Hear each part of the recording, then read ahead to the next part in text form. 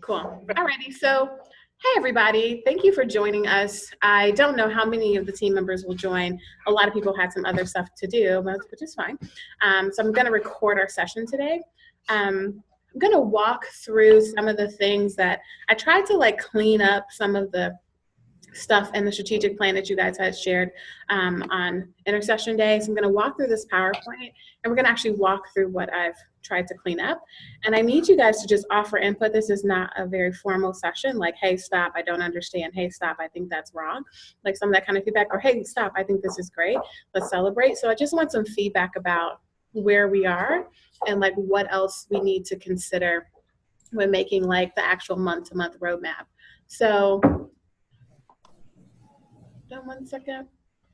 So on your screen, we're in our second session. That is the meeting we have today, just listening feedback.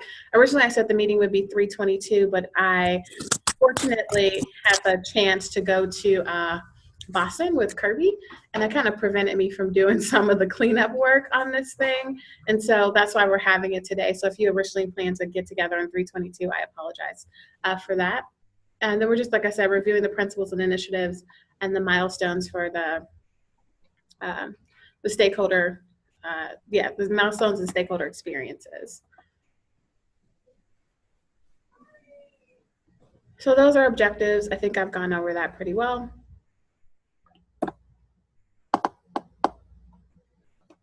So I want to, at this point, walk through the actual Google Doc, which has the strategic plan. So as I figure out how to change my screen here, if you guys could open the Google Doc with the strategic plan, that would be great.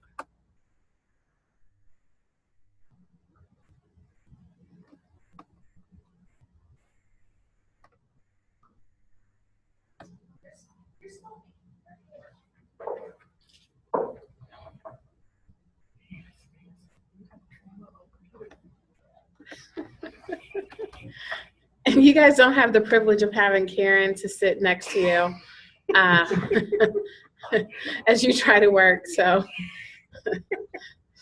just be grateful. Be thankful. Hi, Daniel. Are you waving in that? Did you put me waving?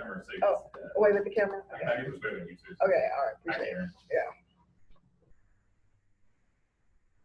Yeah. Who's this 817? You gotta call in. Karen, do you want to talk to people while I'm working? hey, hey, Luke, I see you. How are you? Who is this right here? Is somebody trying to call in from 817? Karen. Karen, that's me, Tiffany. Who's that? Is it Tiffany? Huh? It is it's Tiffany, she said. Oh, hey, Tiffany. Hi, Tiffany. You know, little comic relief now. We've been in meetings all day. Goodness. What's on your screen? The Google Doc. Okay, thank you. Alrighty, I'm doing double duty here. I'm presenting in the room and on here, so I just gotta move the document over. Too much. Alrighty, so the first priority, so pardon me, I'm looking away from you guys. I'm reading off the overhead here. It's very similar to last year's, except for we're talking about writing and reading in particular. So if you want to shift your eyes to the initiatives for school year 18-19, if you could go through and kind of take 1 minute to read that over. And then I'll walk through the expected outcomes, the expected process measures.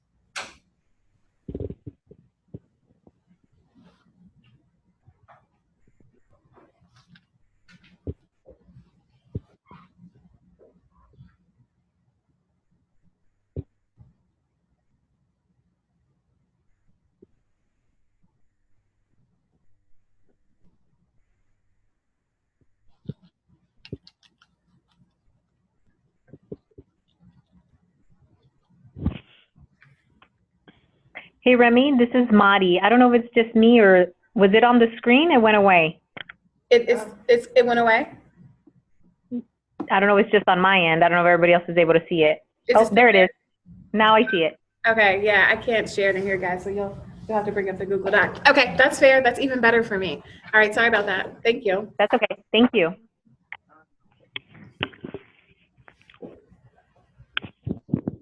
So we're here in this third box, IB approaches to learning continuum, focusing on the ATL skills of writing and speaking, writing and speaking. So schools will ensure that scholars are provided consistent feedback on their writing from their teachers and strategic incorporation of scholar reflection on their writing product. In addition, schools will make sure that scholars have multiple opportunities to engage with their peers in seminar-style discussions throughout each grade level and all content areas. So I know that was the group that Samina and her group reported out. So it sounds like there will be some sort of consistency around teachers providing feedback to students on their writing, opportunities for scholars to reflect on their writing, and then for teachers and scholars to engage in seminar-style discussions during class. Any thoughts about that?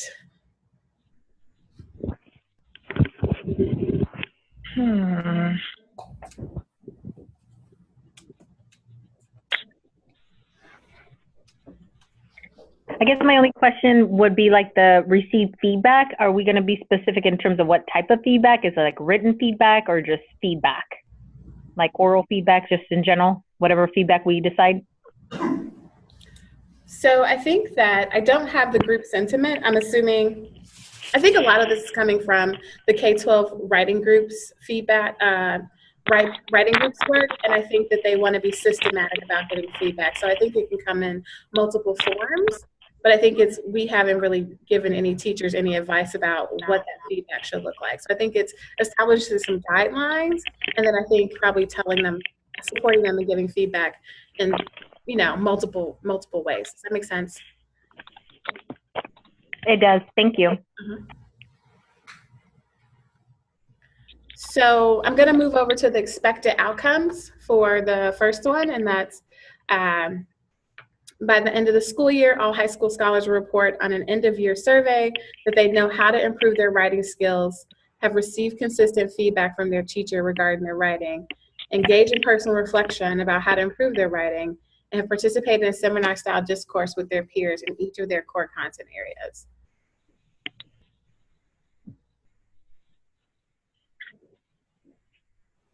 Thoughts? Remy, will this survey be in addition to the Campus Ready and the Panorama? Oh my gosh, like that's the burning question, right? Because I think that we obviously know that we have to stop surveying the children so much. I think that, we got the, Campus Ready was kind of like, all right, let's see what Conley's talking about and doing. I think we need to, I would love for us to land on one survey. I think the issue with Panorama is that it's so narrow.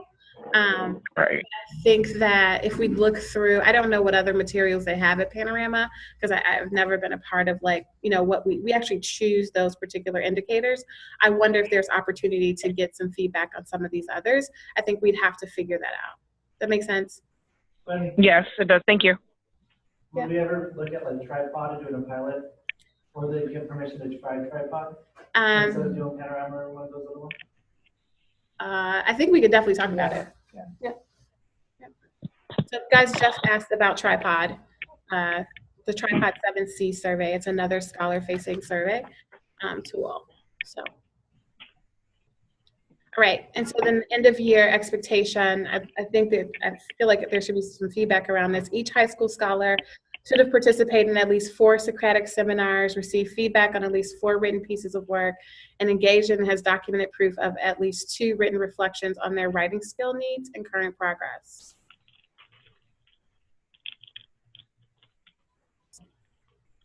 Does that sound right? I mean, I like it. I think it's meaty and it includes a lot of really good stuff. I think there's like a lot of need for specificity and like how certain things would look to make sure that it's like there's some consistency across the campuses.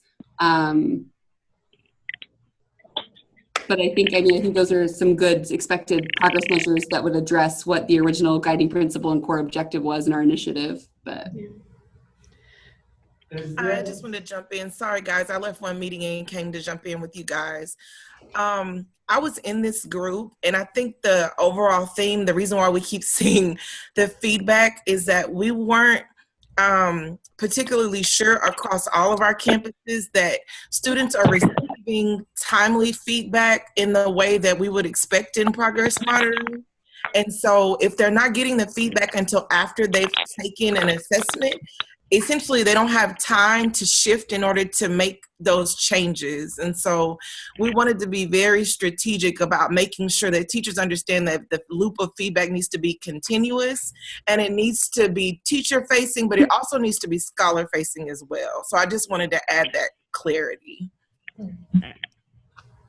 Thanks. Thank you. I don't know if this is rigorous enough. Okay. Is this for each course or just per kid?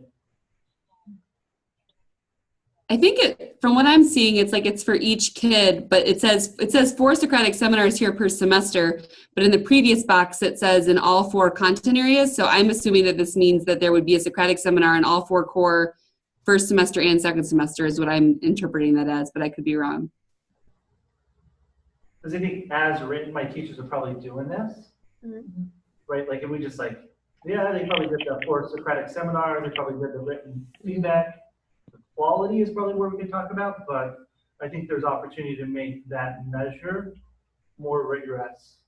So more rigorous in terms of quality as opposed to quantity.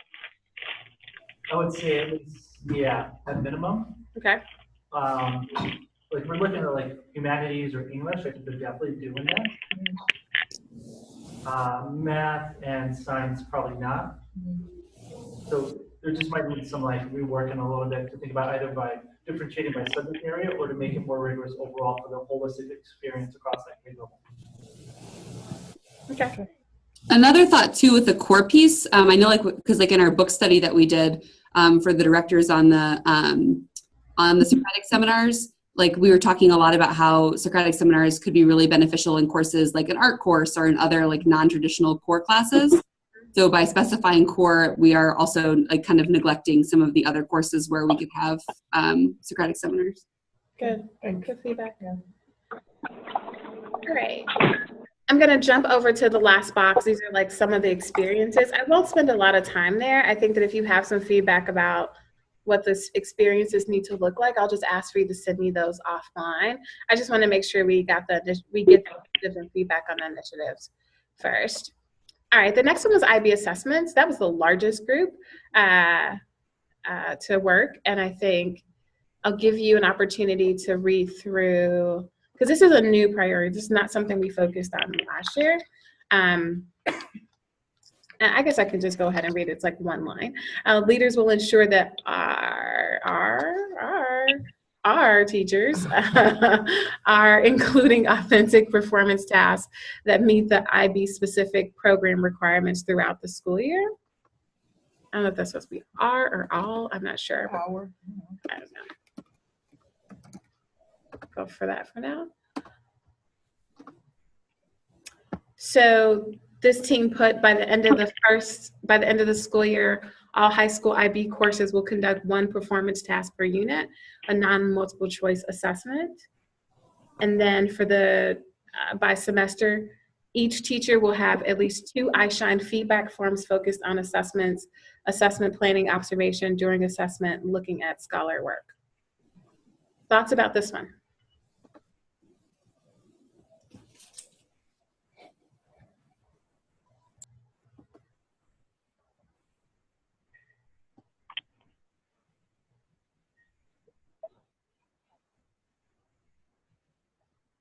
This still okay? What do we imagine like the iShine form looks like? Is it just like you open it up and you do strand 3 while doing the data meeting? I don't think we've ascribed like a process, and I wasn't in the room to know. Was anyone on the? I was. Okay. So was Luke. Luke, if you do have anything you want to add? Nope. I think like we were just saying in general, like there's to try and prioritize giving feedback on the assessment strand, because a lot of times it seems like that has not been the focus. And so, thank you. So not being strategic about using that form. So like whether it be that you're going in and specifically going into classes to observe and give feedback on the assessment piece, or whether it be that you are like having a conversation with them like about their about their scholar data from like your observation, but basically that like you are documenting assessment feedback in the iShine form somewhere. I can throw in a little there too. We were part of that group, and a big focus was not just assessments of learning, but assessments for learning and as a part of the learning. And so I think a little bit of that strand to those learning experiences can be documented as you assess the actual assessment itself. So as you look at the MYP assessment or the DP assessment, does it serve the learning as well as just assess it? Because there's conversation too, just about like how like as leadership teams we could come back together and like regularly evaluate if we look at our iShine forums and are looking at the feedback we're giving to teachers, being able to kind of norm on the feedback we're giving and making sure that we're effectively addressing the assessment needs. Because I know like we were talking about at Graham, like that's not something that we necessarily focus on as a leadership team on norming our feedback on assessments. And so being more strategic about that was something that we discussed. You got anything, Jeff? I agree with like the strand 3 just needs to be more of a focus, but I don't think it gets to the heart of like IB assessment. It feels a little bit off if we're talking about we want performance tasks, teachers to be doing performance tasks. Like it doesn't seem like an iShine observation is the right tool to measure that. Like, I don't know, like at Moda we do quarterly assessment planners where all teachers have to create assessment planners. I'm not saying like we prescribe that for the network or the entire cluster, but I think some level of like helping teachers to plan and create performance tasks and like actually monitoring that it's happening, like those structures and systems need to be in place. And I don't know whether that's like a thing that like Remy and Karen, you guys put in and say like for your core classes, like for English 1, 2, 3, 4 for this, or maybe that's something to do during a cloud day. They look at the upcoming quarter and say like, these are our units, these are our performance tasks. They actually get through that, and then like leadership team knows that like when you check grade books, these are the things you should be observing for. But it seems like the tool or the measurement that we're looking at doesn't actually measure the thing that we want to happen. It's not aligned. Yeah, it's not aligned. Yeah. Because I think strand 3 is more about like exit tickets and like differentiation and stuff like that. Okay, so I'm trying to kind of reconcile those thoughts. I think, yeah, Karen and I probably will have to just go back and think about that a little more. And just taking in the feedback about making sure the right tool is the tool, we have the tool that's measuring what we want. Is that right? Is that fair to say? Yeah. I think that the thing about the iShine thing, I think what I appreciate about the team's work here is that I think they tried to capture a quantity thing, but also tried to capture a quality piece in terms of their measurements here. So I will say we didn't get done in our group at all. But also I think like it wasn't so much like using the iShine form like as it is like the way that the indicators are listed. It was more about the feedback that you would give in that open box, like your action items.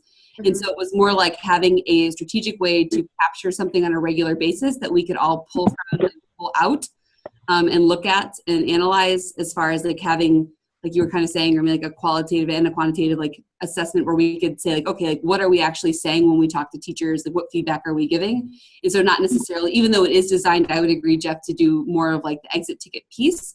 I think, correct me if I'm wrong, like Pratt and Luke and anybody else that's in here that was there, but like I think we were thinking of it more as like this is more of a way for us to keep track of it, not necessarily to give feedback specifically aligned to the way the iShine form is written, just more of a documentation tool. Yeah, and it was to keep us accountable for what we're looking at in assessments, just so that we're continually focused on them. Yeah, I think we're looking at using the iShine form as a launch pad to like that feedback conversation. So like if we're going and observing an assessment, we use that as a tool to say, okay, you've given a multiple choice assessment. When we have the feedback meeting, say, hey, like this is what we need to see, considering that we're saying that we want to have those performance stats that are not difficult on choice. Gotcha. Cool. Thank you. Hey Remy, do we want to say something in this area about what happens when the information that we have in this assessment tells us that the scholars need more support? Like, are we connecting this to our intervention? Are we talking about going to the SST team?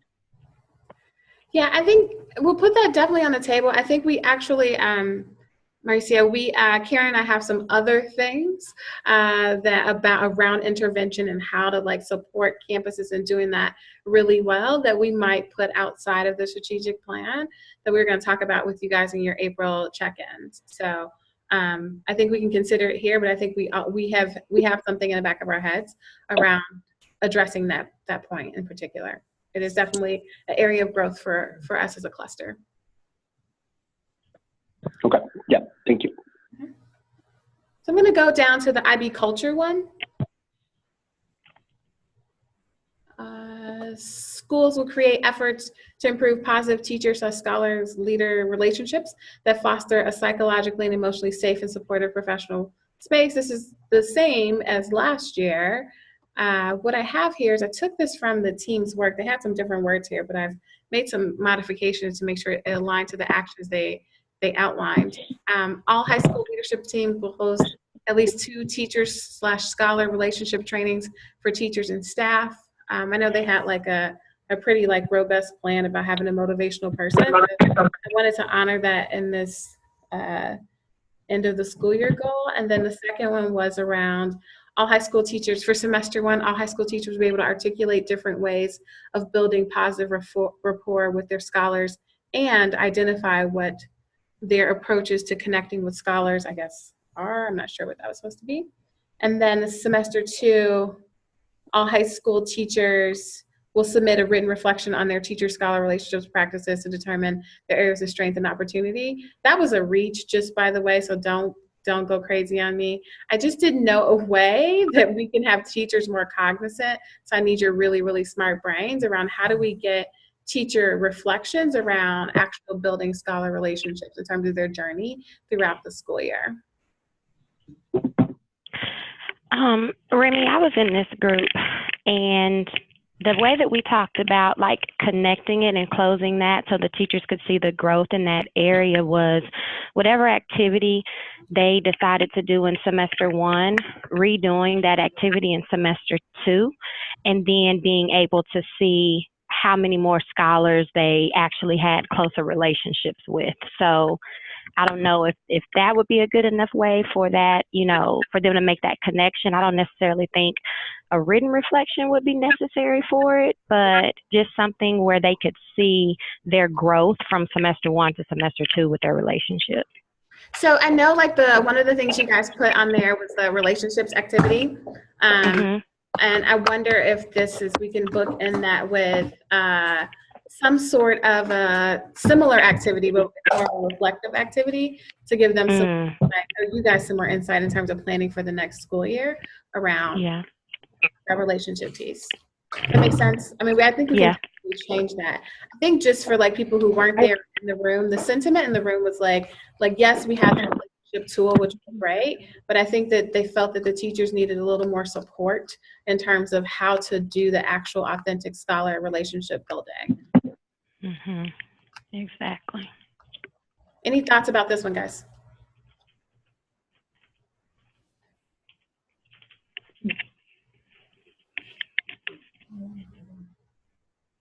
It's fine.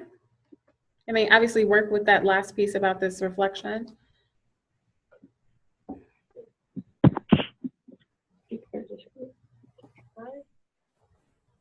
All right. Well, I'm going to move on to the last one, the horizontal and vertical planning. So this team joined the first team, the top team. And so I think the idea was for this team's efforts to support the work that's going on with the writing and speaking. So this one is all Uplift high school teacher teams will have engaged in consistent monitoring of scholar writing and discourse through the following: 1, defining monitoring teacher writing feedback methodology; 2, reviewing and responding to scholar reflections about their writing; and 3, monitoring Socratic seminar implementation for each grade level and content area. So this was more about like providing the teacher teams with some tools and space to do some monitoring of the first initial initiative. So by the end of the semester 1, teacher teams on each high school campus will form on writing feedback practices, scholar seminar structures, and scholar reflection practices by the end of first semester. And semester 2, teacher teams will define a process and schedule to monitor and evaluate both teacher implementation and scholar progress in writing and scholar discourse and share findings and next steps by the end of the school year. So this one was, as much as all those words in there, I think it's more of a go slow to go fast. It was one, getting the team normed around how to do this work. This is good space to do some PD and some actual looking at teacher practices. And I think the second one is around, once those practices have been established, like creating a schedule for monitoring both the writing and the discourse. Thoughts on that? Coordinate CLE.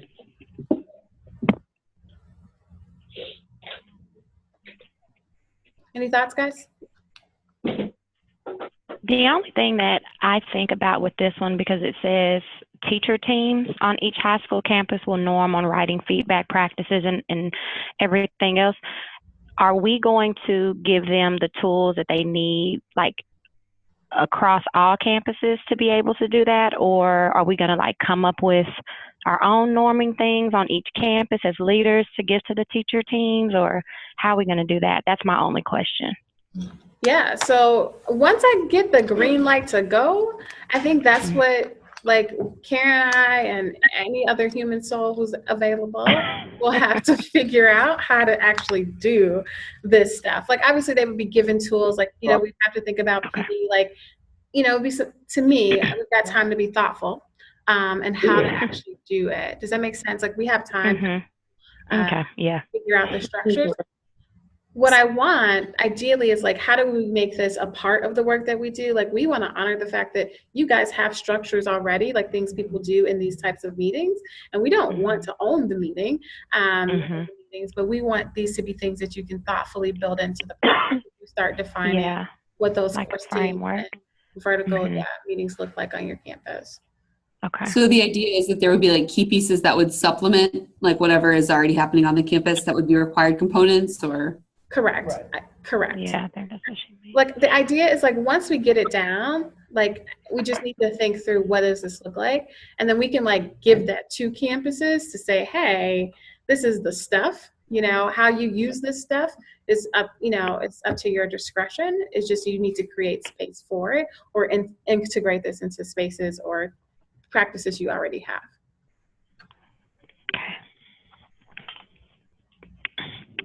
I feel like the semester 2 stuff should also be in conjunction with semester 1. Yeah, I think so too. I think I agree with that. I think we could probably put them together. I think especially given like that first row. Yeah. Because we're expected to force Socratic seminars, which already have a system in place to monitor those things. Fair. That's good feedback. Anybody else?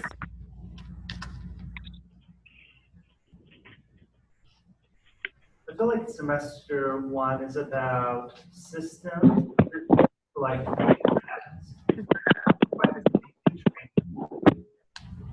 and then in semester 2, there should be some level of like plan around like how are we going to, we have a good sense of where kids are. So maybe by the end of like semester 1, you should have a good sense of like where kids are in terms of their writing and their speaking. And then in semester 2, you should have an action plan around what you're going to do, either differentiated groups or what that grade level team's going to do to like push your writing and speaking throughout the semester. Based off of scholar data. Based on scholar data, like I imagine like semester 1 is like training. And then by that time, like even though it's not written there, we should have a sense of where kids are. Fair. We should always have a sense of where kids are. But semester 2 is like now that you've learned stuff. Are you trying to get another uncalendar? Are you gonna need one for next year? I'm trying to Anyone else have any feedback? I like having that.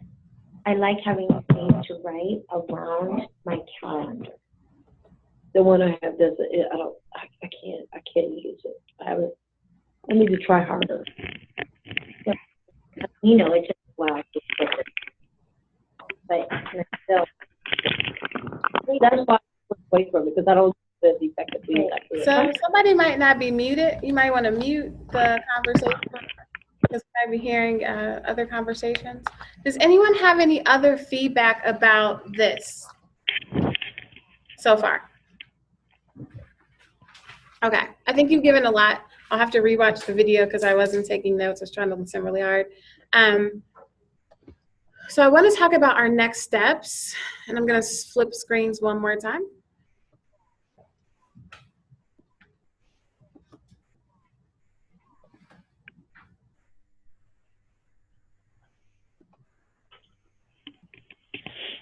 What's on you guys' screen? It says objectives and meeting agenda. Okay, thank you. So in terms of next steps, it'll come up at some point. We'll go back and listen to this feedback, make some changes and modifications. Karen and I'll start working on, we'll start working on the actual monthly expectations. We will leverage the teams, the network teams around IB assessments, like IB assessments, IB ATLs, to make sure that we're in line with the work that's currently being done on the network level. And then we'll have a finalized copy for the upcoming leader PD sessions. I know the DOIs and DOIs and the DCPs and the directors all have meetings. I'm not so sure about the DOSs, so we'll figure it out, guys, to how do we get this information to you guys. After that, we'll start working. Once we finalize those, we'll really start working on the actual tools. I can't tell you when they will be there. I can say we can shoot for it by May 1st. That would be ideal to get the tools that go along with this. Like after we figure out how we measure this, you'll have all the tools. So our goal is just so that you have what you need to do your campus planning really, really well, and you actually have tangible things to work with. So we'll get through and try to work with, determine those tools that we need to monitor things. Anybody have any questions? I don't, thank you. No questions? Anybody? Everyone's just so No. silent. Thanks, Remy. No, thank you. We're good. Thanks, guys. Okay. Thanks so much. I really appreciate you guys' time, and I hope this was helpful, just so you can know where we currently are in the planning process. And I apologize if you're like it's keeping you away from like your family and your other work responsibilities, but we just want to try to get it as close to right as possible. So thank you guys for your time. Thank you. Great. Thank you. Good evening. Bye. Sorry. Have a good evening. Okay, all right. Here, I'm just saying, what is happening? Is it still recorded? Yeah, this Yeah, is, it's recorded, okay. I don't know. Karen. I feel like I want to stay on for the after party and see what Karen does next. I can't Yeah, it's getting interesting. control Karen, guys. I'm sorry. Where is he? We're just gonna let this ride. Look, everybody wants to know where you are. Hey, Lex. Hi, come back. Luke, could you please tell people where you are? Because they can't. This is his office at Grand. It's Yep. really fancy. Plush headboard. No, I'm at home. We're pretty much convinced that he got us DP authorized last week, so I went out and bought him a plush headboard for his office. Oh, That's really nice. That's what everyone needs. Appreciate it. It ties the office together. That's how I keep my